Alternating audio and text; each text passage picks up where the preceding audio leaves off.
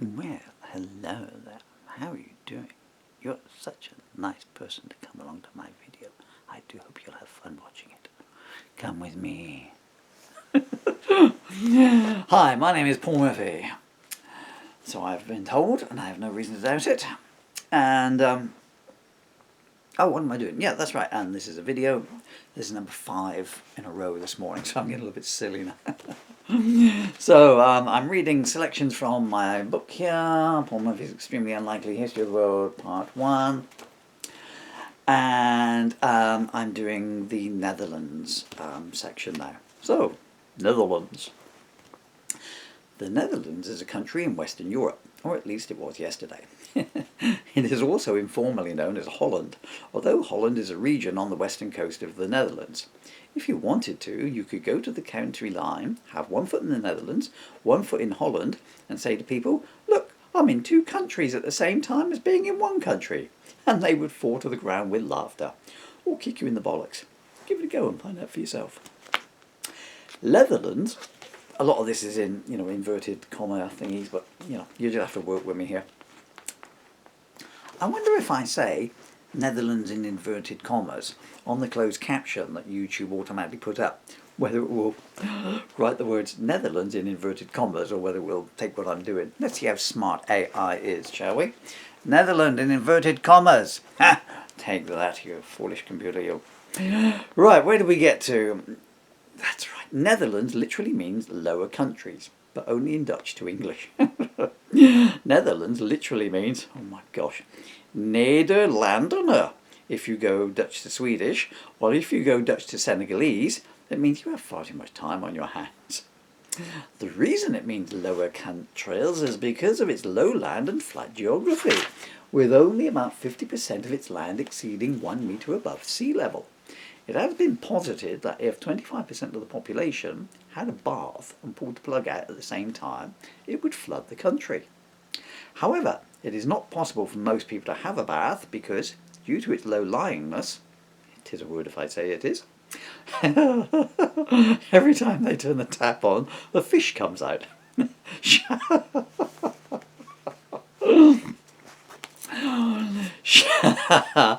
Shower injuries are commonplace. 1 minute you're washing your hair with shampoo, the next you're washing it with an octopus. Most people in whole Netherlands, it's a country if I say it is, now go to the bathroom in the bushes outside their house, or if I type that wrong, in the buses outside their house.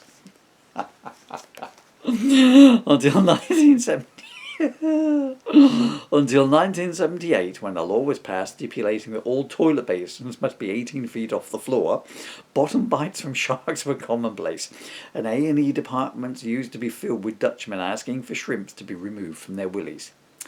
Did they come out of the toilet when you were doing a wee? Yeah, let's go with that. With a population density of 412 people per kilometre squared, 907 if water is excluded, 493 if frogmen are included back in, the Netherlands is classified as a very densely populated country. Only Bangladesh, South Korea and Taiwan have a larger population and higher population density. I'm having a lot of reading, I do apologise, bear with me. One unfunny bit is I do have motor neuron disease and it's now spreading to my jaws. Let's carry on regardless. Title of the movie. Let's carry on, Cleo. You were ahead of me, weren't you? To combat this, in 1812, a law was passed that if you had a 3rd child, you had to carry them on your shoulders from the time of their 18th birthday. This caused great problems when the youth started dating, as fathers had to hold their son aloft while he had a knee trembler, and if the lad was using the rhythm method, one false step could result in either unplanned pregnancy or unplanned hair gel.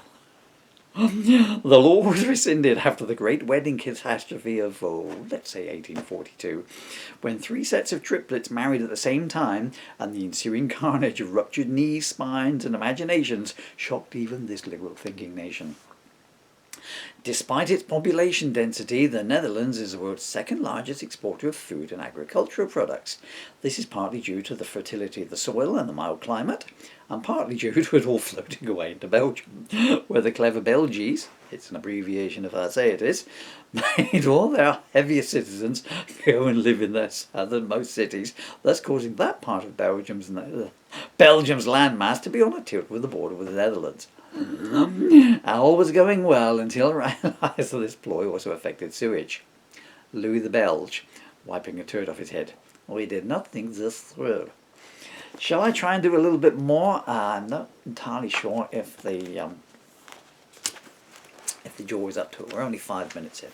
Well, you can always switch off if you're not enjoying it. Those of you who've already switched off, no. Those of you who are thinking about switching off in the next 30 seconds, honestly, I wouldn't do that to you though. So, prehistory. The prehistory of the Netherlands was largely shaped by the sea and the rivers. Prehistory. The prehistory of the Netherlands was largely shaped by the sea and the rivers that constantly shifted the low-lying geography.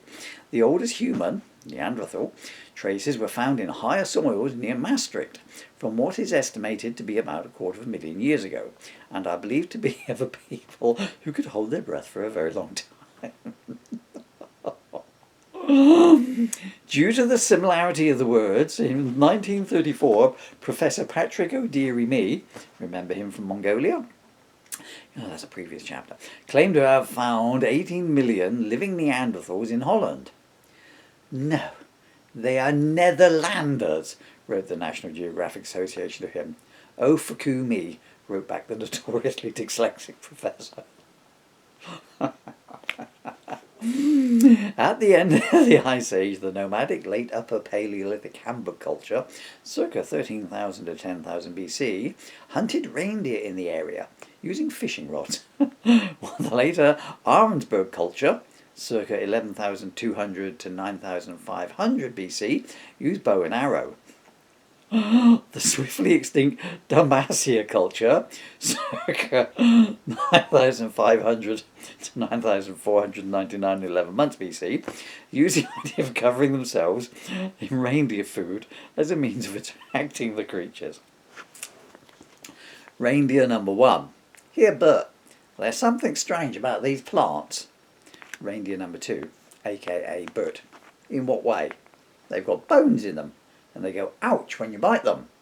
I noticed that. Tasty though. Yes, finally, being a vegetarian and finding something decent to eat. How come you haven't been given a name? If there's a movie in the book, I'll be easier to cast. That's a joke about only Bert has got a name.